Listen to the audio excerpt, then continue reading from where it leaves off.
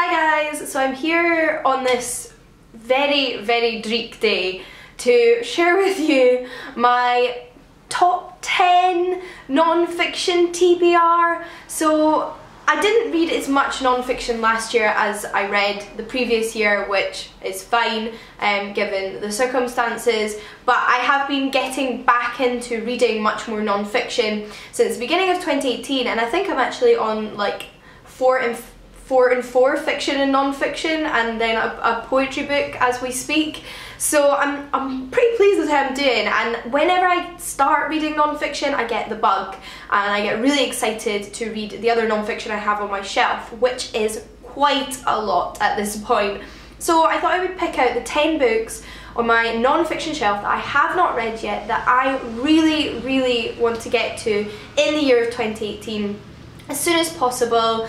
I think they're on topics that I really care about and want to learn more about in the near future, and I figured if I shared my list with you guys it might put that little bit of extra pressure on me to make sure I had to pick up at least half of these in the year of 2018. I have no doubt I will read more non-fiction than 10 books, but these are the ones that have been sitting on my shelf. Some are a little bit more recent, but some I've had for over a year, and I don't want them sitting there for that long because I usually buy them because they're topics I'm immediately concerned about, and I want to educate myself when that initial interest is piqued, and then perhaps continue that education. So yeah, after that long and windy introduction, let's just jump straight in and look at the 10 non-fiction books I have to share with you. And on a separate note, I haven't included the 2 non-fiction books that are on the Feminist Orchestra book club reading list, since I think that's a given. I'm going to be reading those, and if you're interested in what those are and the rest of the 2018 book club reading list, I will link the relaunch video for you. I'm going to start with the one on top of my list that's probably had the most hype and praise since it came out, and I have been meaning to read it since all of that began and can't really believe that I still haven't, and that is The Good Immigrant, edited by Nikesh Shukla. This one's actually a collection of essays by different authors, which is nice. It's a little bit different from a lot of my other non-fiction, and it collects together various different authors' essays on their experience being an immigrant in the UK. It explores people's reasons for moving to the UK, whatever they may be, and also how they can be treated because they're an immigrant. And of course 21 different voices, you're going to have a real array of different experiences, but I'm sure many overarching themes, and I have just heard so much praise for this essay collection, and I would really like to get to this one soon. I'm just going to pick these off my pile as I come to them, but the next one was actually a gift, and that is Bad News by Anjan Sudaram, Last Journalists in a Dictatorship. My friend Jen gave this to me because she read it and thought it was brilliant, thought it was something I would very much enjoy, and I think she's right. It's something that I have been wanting to get to. It's just honestly been in London all of last year when I wasn't. So this book is about the rise of the dictatorship in Rwanda, the effect obviously that had on its country, and the direct attack on free speech and media and news outlets, and how easy it is to kind of cut off an entire country from sort of unfiltered information, if that makes sense. And I imagine a lot about the violence of that dictatorship. I'm sure it's going to be really impactful, hard-hitting read, and it's actually really not that long, so I think it's one I should get to ASAP. I then have 2 books which are on similar topics, i.e. one is about Rosa Luxemburg and one is by Rosa Luxemburg. So to kick things off with an about Rosa Luxemburg, this one's actually a graphic novel, and I adore non-fiction graphic novels but haven't read one in a while, so this is what it looks like inside. It's all in black and white, and it is a biography of Rosa Luxemburg. Rosa Luxemburg was a radical left-wing female activist and academic who was originally born in a part of Poland, was then forced out because of her politics, went to university in one of the only European universities at the time that was taking female students, and eventually she was actually murdered by a far-right group in Germany after the First World War. And I have read some of her own writing and absolutely adored it. She was a wonderful writer, a wonderful activist and woman, and I have just developed a great admiration for her, so would love to read her full life story, at least in this graphic novel form to begin with. So I'm really excited. I've heard so many good things about Red Rosa. It is by Kate Evans, and yeah, can't wait for this one too. But read more of Rosa Luxemburg. So I actually picked up this bind up of 2 of her works, and it is Reform or Revolution and the Mass Strike. This one is edited by Helen Scott and published by Haymarket Books. The non-fiction I've read by Rosa Luxemburg so far has been economics based, so it will be really interesting to read something more about the practicalities of activism and revolution at the time she's writing in. Obviously these are works from the late early 1900s, so they are historical and they give you an interesting insight into history as well as make you think about politics, because a lot of what she says is still very applicable and you can kind of just adapt and think about it in your own circumstances. So I love that as a historian, you know how I love history. So from what I've read already, I'm sure I'm going to love more Rosa Luxemburg. But just to break things up with something entirely different from what I've showed you so far, I would really like to read Body Positive Power by Megan Jane Crabbe. Or is it Krabby? Sorry. Megan is all over social media. She runs a phenomenal Instagram account. She's also on YouTube. She obviously, from the title of this book, talks about body positivity. That is her like focus on her social media outlets, and she now has this wonderful book I hear which is all about being body positive. The subtitle is How to Stop Dieting, Make Peace with Your Body and Live.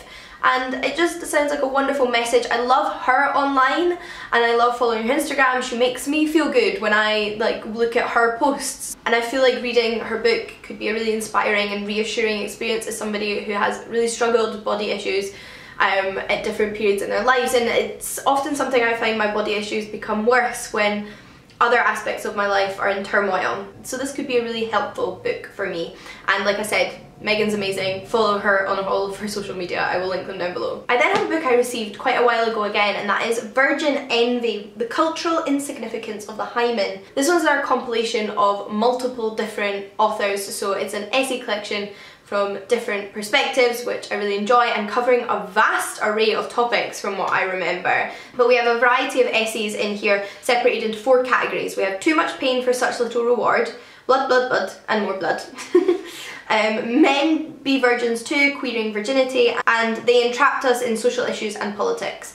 So like really we got topics on, again, like we explored queerness, we've got Bollywood is coming up there, we've got True Blood, an essay on True Blood. So many topics, and this is something I find absolutely fascinating, our obsession with virginity as a society, kind of the way we build up virginity, the way it becomes a form of judging people, particularly women, and this association between virginity and the hymen, despite the fact that the hymen can be broken by many, many things other than penetrative sex. And obviously not everybody has a hymen. Then you have the issue of, like, this book seems to highlight virginity and heterosexuality. There's this idea that losing your virginity is something a man and a woman do, and that's how a woman loses her virginity. All of these different topics, there's so much to talk about, I think, with virginity. I think virginity can be something that becomes very negative and is actually pretty irrelevant.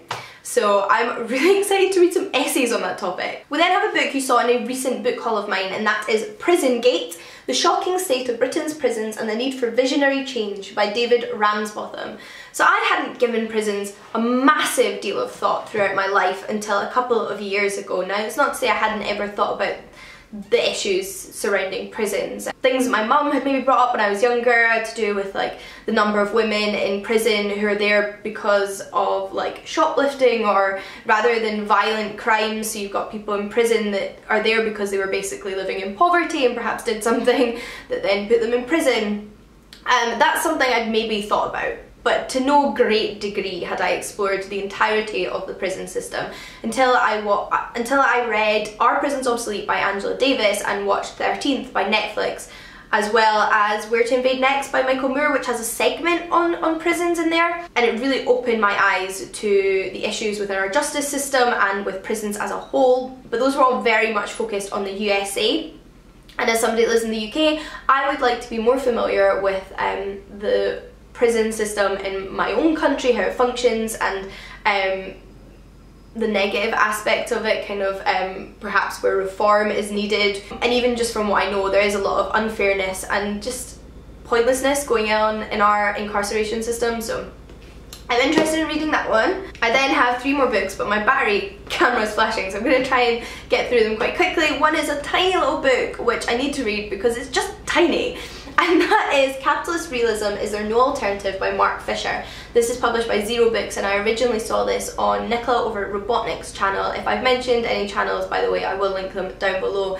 But this is a book, like the title suggests, exploring capitalism, and how capitalism has almost become seen as the no alternative system that countries need to live by in the Western world today, when it wasn't always seen like that, and why that's perhaps not the case.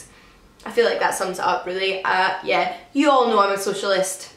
You have either accepted it or you haven't. There we go. Continuing on the theme of how big a mess the country is, we have The New Poverty by Stephen Armstrong. We've got some interesting stats on the front here. In 2020, 18% of children will live in absolute poverty. 2/3 of families living in poverty are in work. Nearly 1 million people work 0-hour contracts. And this is published with Verso. It's quite a recent release, so it's very topical. It's very much looking at poverty as it currently exists, like now. So I want to read this now whilst it's still all pretty correct in its statistics, if that makes sense.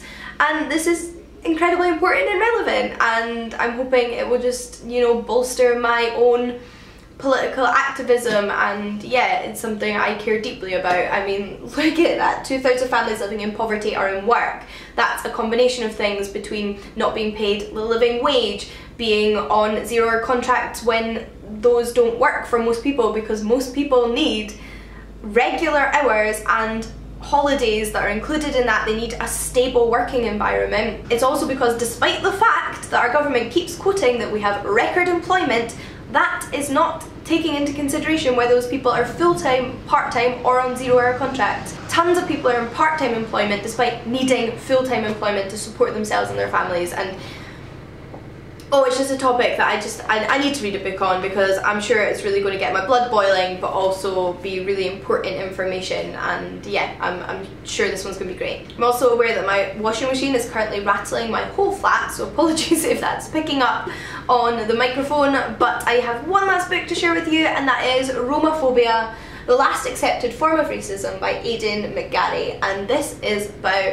racism towards Romani people, travelling people, people that are called gypsies sometimes. Again, a topic I have heard the bare minimum about to know that it is a problem, and that travelling people and Roma people, you know, suffer some really awful and aggressive racism, but do not know anything about in great detail, and would really like to learn more about, because I think it's something that we don't really talk about, and there's a lot of people that are being affected by this, and we do have a tendency in the media to caricaturize these people, which is incredibly disrespectful and sort of contributes to this overall attitude towards them that is very much a looking down attitude, and this also extends to them very much being let down by the governments of the countries that they're living in. And I would really like to have more information about that, so I can talk about it more eloquently and with a good, you know, factual basis. So I think this one sounds like a really important book. But those are my top 10 non-fiction TBR books. I would love to hear from you if there are any non-fiction books you are particularly interested in getting to in the near future.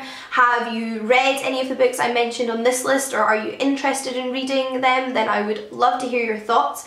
What is it about them that sparked your interest? What were your thoughts if you read them? And again, what would you recommend? Give me some more non-fiction recommendations, because I'm clearly interested.